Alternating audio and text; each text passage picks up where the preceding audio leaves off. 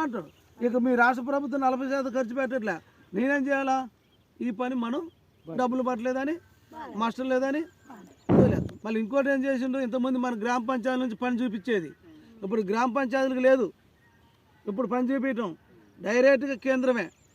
వీళ్ళు ఒక మ్యాప్ పంపుతారు, ఆ మ్యాప్ ద్వారాగా ఆ యొక్క శాటిలైట్ ఉంటుంది.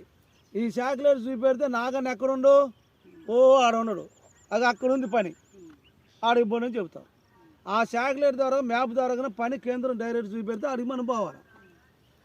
పంచాయతీ చూపించాలి. ఇంతకుముందు పంచాయతీకి ఈ నిధులు వచ్చాయి, కొద్దిగా ఉపాధి మన యొక్క గ్రామాలలో ఉపాధి దొరికేది, ఆ రోడ్లోనే అయ్యాను. ఇప్పుడు అట్లా లేదు, కంప్లీట్గా కేంద్రమే ఆ పని చూపించే బాధ్యత తీసుకుంది.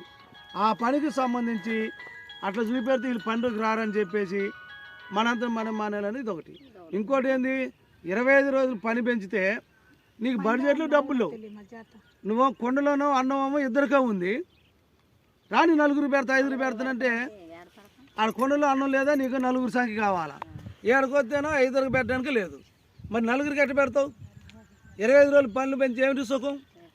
అందుకో మనం ఏమంటున్నాం అంటే, ఈ పని అన్న చూపి, తిన్నన్న పెట్టు. మాకు 2 పద్ధతులు, తిన్నన్న చూపి పెట్టు, పని అన్న చూపినాక తీసుకొచ్చిన యొక్క చట్టాన్ని ఇవాళ మోడీ ప్రభుత్వం పూర్తిగా తొలగించేస్తుండు.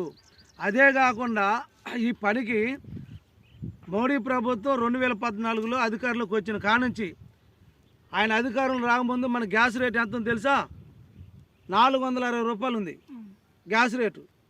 ఆయన అధికారం 2014లో వచ్చిన తర్వాత ఈ రోజుకి ఇప్పుడు 910 రూపాయలు గ్యాస్ వచ్చింది. మీ ఇళ్ళ కాడికి వచ్చిన మీకు 950 పడుతుంది. కానీ ఇప్పుడు ఏమవుతుంది తెలుసా? మోడీ ఇప్పుడు 62 రూపాయలు పెంచిండు, 62 రూపాయలు ఇప్పుడు పెంచిండు. అంటే మనకి ఈయన అధికారంలోకి వచ్చిన కానుంచి 2014 నుంచి మనకి ఆదాయం పెరిగిందా? మన కూలీలు ఎట్లా పెరిగినాయా? కానీ మన ఆదాయం పెరగలేదు.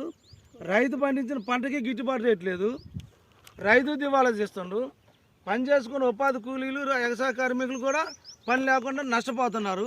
వాళ్ళు కొనుక్కునే శక్తి లేని వాళ్ళందరి మీద భారం మోపి ఇగో గ్యాస్కి రేటు పెంచిండు. ఇప్పుడు కొనే శక్తి ఉందా?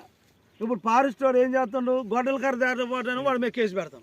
ఇప్పుడు మనం కట్టెలు ఆడిపోయి తెచ్చుకుంటాం, కట్టెలు కొల్లేవు. ఈ గ్యాసు లేకుండా